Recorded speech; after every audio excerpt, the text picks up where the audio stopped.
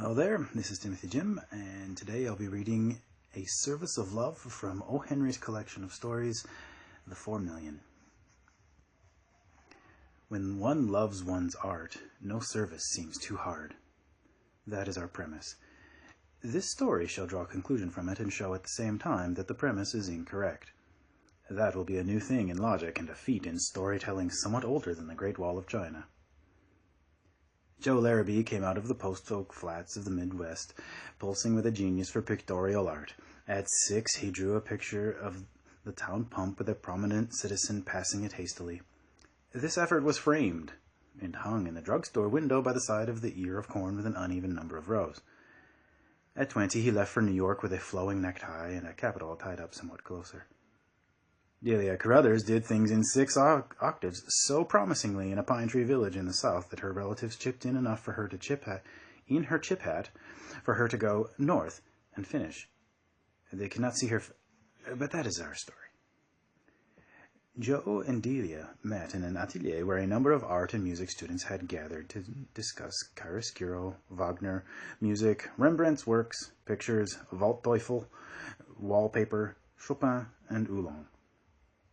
Joe and Delia became enamored one of the other, and each of the other as you please, and in a short time were married, for, see above, when one loves one's art, no service seems too hard.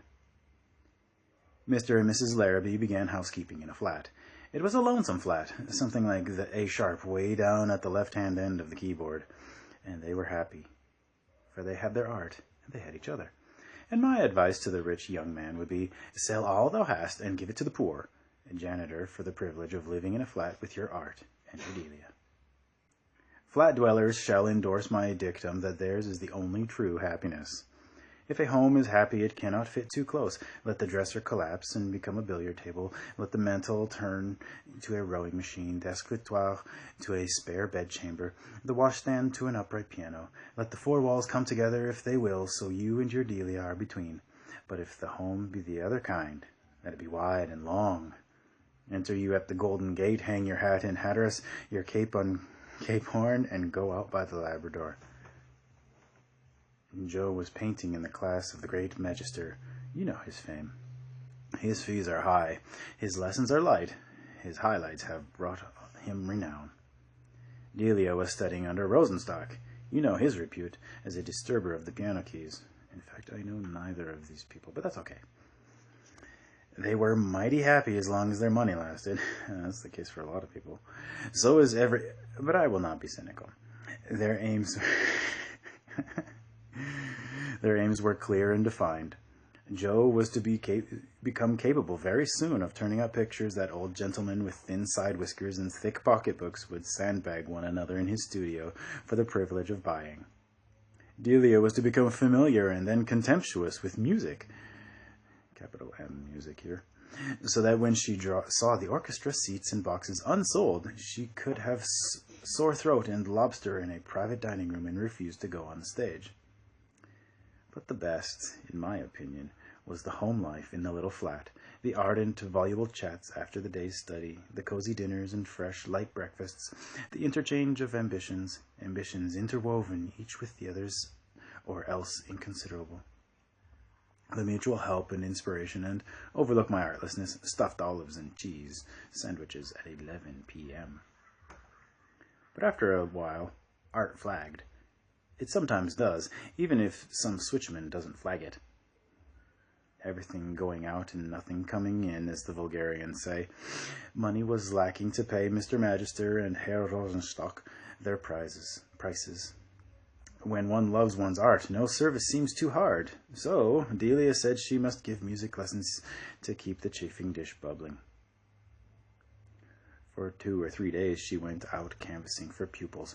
One evening she came home elated. "Joe, dear," she said gleefully, "I've a pupil, and oh, the loveliest people, General A.B. Pinckney's daughter on 71st Street. Such a splendid house, Joe. You ought to see the front door. Byzantine, I think you would call it. And inside, oh, Joe, I never saw anything like it before. My pupil is his daughter Clementina. I dearly love her already. She's a delicate thing, always dresses in white, and the sweetest, simplest manners. Only 18 years old. I'm to give 3 lessons a week, and just think, Joe, $5 a lesson. I don't mind it a bit, for when I get 2 or 3 more pupils, I can resume my lessons with Herr Rosenstock. Now, smooth out that wrinkle between your brows, dear, and let's have a nice supper. That's all right for you, Dell, said Joe, attacking a can of peas with a carving knife and a hatchet. Oh, wow.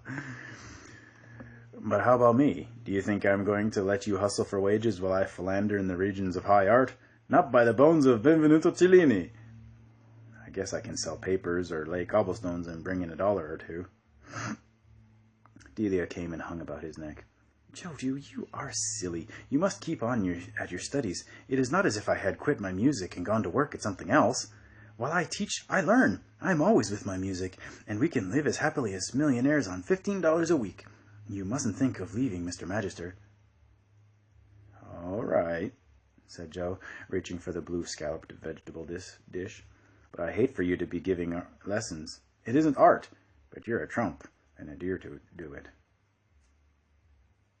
I think this trump is much better than the currently popular one.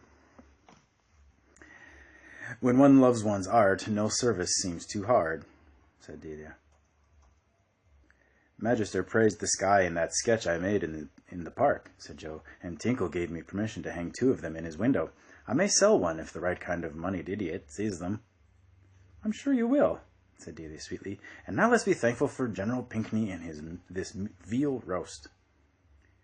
During all of the next week, the Larrabees had an early breakfast, and Joe was enthusiastic about some morning effect sketches he was doing in Central Park, and Delia packed him off, breakfasted, coddled, praised, and kissed at 7 o'clock. Art is an engaging mistress. It was most times 7 o'clock when he returned in the evening. At the end of the week, sweetly proud but languid, triumphantly... let's start that one again. At the end of the week, Delia, sweetly proud but languid, triumphantly tossed 3 $5 bills on the 8x10 center table of the 8x10 feet flat parlor. Actually, let me read that whole sentence again and make it better. At the end of the week, Delia, sweetly proud but languid, triumphantly tossed 3 $5 bills on the 8x10 inches center table of the 8x10 feet flat parlor. Sometimes, she said, a little wearily, Clementina tries me. I'm afraid she doesn't practice enough, and I have to tell her the same thing so often. And then she always dresses entirely in white, and that does get monotonous. But General Pinckney is the dearest old man. I wish you could know him. Joe, he comes in sometimes when I'm with Clementina at the piano. He's a widower, you know, and stands there pulling his white goatee. And how are the semiquavers and the demi-semiquavers progressing? He always asks. I wish you could see the wainscoting in that drawing-room, Joe, and those Astrakhan rug portières, and Clementina has such a funny little cough. I hope she is stronger than she looks. Oh, I really am getting attached to her. She is so gentle and high-bred. General Pinckney's brother was once minister of Bolivia. A minister to Bolivia. And then Joe, with the air of a Monte Cristo, drew forth a 10, a 5, a 2, and a 1, all legal tender notes, and laid them beside Delia's earnings. Sold that watercolor on the obelisk to a man from Peoria, he announced overwhelmingly. Don't joke with me, said Delia. Not from Peoria. All the way. I wish you could see him, Dell. Fat man with a woolen muffler and a quill toothpick. He saw the sketch in Tinkle's window and thought it was a windmill at first. He was game, though, and bought it anyhow. He ordered another, an oil sketch of the Lackawanna freight depot, to take back with him. Music lessons. Oh, I guess art is still in it. I'm so glad you've kept on, said Delia heartily. You're bound to win, dear. $33. We never had so much to spend before. We'll have oysters tonight. And filet mignon with champignons, said Joe. Where is the olive fork? On the next Saturday evening, Joe reached home first. He spread his $18 on the parlor table and washed what seemed to be a great deal of a dark paint from his hands. Half an hour later, Delia arrived, her right hand tied up in a shapeless bundle of wraps and bandages. How's this? asked Joe, after their usual greetings. Delia laughed, but not very joyously. Clementina, she explained, insisted upon a Welsh rabbit after her lesson. She is such a queer girl. Welsh rabbits at 5 in the afternoon. Actually, I don't even know what a Welsh rabbit is. Maybe it's really a rabbit. But why would she... Okay, whatever. The general was there. You should have seen him run for the chafing dish, Joe, just as if there wasn't a servant in the house. I know Clementina isn't in good health. She's so nervous. In serving the rabbit, she spilled a great lot of it, boiling hot over my hand and wrist. It hurt awfully, Joe, and the dear girl was so sorry.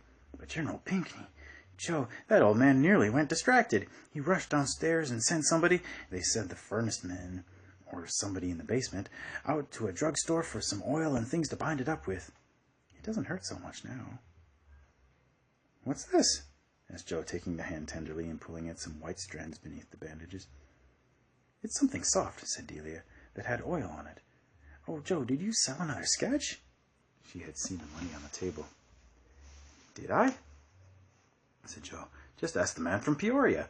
He got his depot today, and he isn't sure, but he thinks he wants another parkscape and a view on the Hudson. What time this afternoon did you burn your hand, Dell? 5 o'clock, I think, said Dell plaintively. The rabbit came off the fire about that time. Yeah, I think I see where this is going. You ought to have seen General Pinckney, Joe, when... Sit down here a moment, Dell, said Joe. He drew her to the couch, sat beside her, and put his arm across her shoulders. What have you been doing for the last 2 weeks, Dell? He asked. She braved it for a moment or two with an eye full of love and stubbornness, and murmured a phrase or two vaguely of General Pinckney, but at length went down her head, and out came the truth in tears.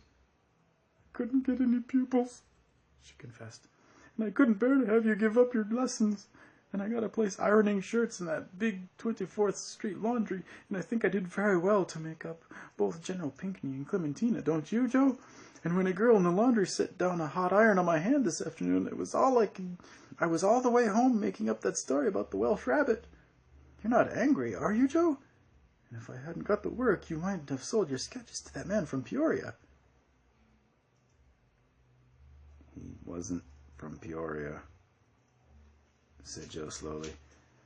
Well, it doesn't matter where he came from. How clever you are, Joe. And kiss me, Joe. What made you ever suspect that I wasn't giving music lessons to Clementina?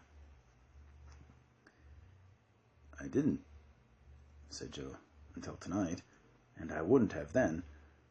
Only I sent up this cotton waste and oil from the engine room this afternoon for a girl upstairs who had her hand burned with a smoothing iron. I've been firing the engine in the laundry for the last 2 weeks. And then you didn't... My purchaser from Peoria, said Joe, and General Pinckney are both creations of the same art, but you wouldn't call it either painting or music. And then they both laughed, and Joe began, When one loves one's art, no service seems... But Delia stopped him with her hand on his lips. No, she said, just when one loves. Thank you for listening. If you like that, give me a like, subscribe, suggest another story, and I'll see you tomorrow.